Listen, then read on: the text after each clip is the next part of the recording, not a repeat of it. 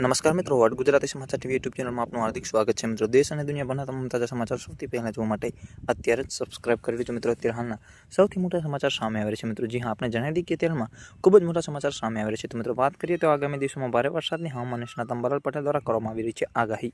ખાસ કરીને તારીખ 1 થી 3 ઓગસ્ટ દરમિયાન ગુજરાતમાં ઘણા વિસ્તારમાં વરસાદ પડશે.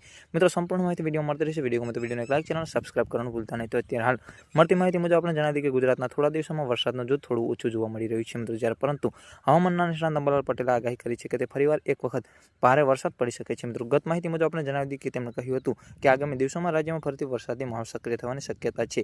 ખાસ કરીને 1 થી 3 ઓગસ્ટ દરમિયાન ગુજરાતના ઘણા વિસ્તારમાં વરસાદ પડશે. વધુ માહિતી મુજબ આપણે એ પણ જણાવી દીધી કે હવામાનના નિષ્ણાત અંબાલાલ પટેલે જણાવ્યા અનુસાર બંગાળના ઉપસાગરમાં નવી સિસ્ટમ સક્રિય થવાની છે. મિત્રો, જેને અસર ગુજરાતમાં પણ જોવા મળી શકે છે. આ સિસ્ટમના કારણે રાજ્યમાં ફરીથી મેઘરાજા ધમાકેદાર એન્ટ્રી લઈ શકે છે. મિત્રો, 1 થી 3 ઓગસ્ટ દરમિયાન સૌરાષ્ટ્ર, દક્ષિણ ગુજરાત અને મધ્ય ગુજરાતના વરસાદની શક્યતા છે. કેટલીક જગ્યાએ મધ્યમથી ભારે વરસાદ પણ પડી શકે છે.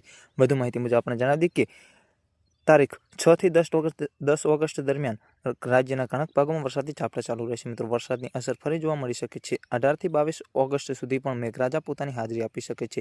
એટલે કે ઓગસ્ટ મહિનાના જુદા જુદા વિસ્તારોમાં સતત વરસાદની સંભાવના જણાઈ રહી છે.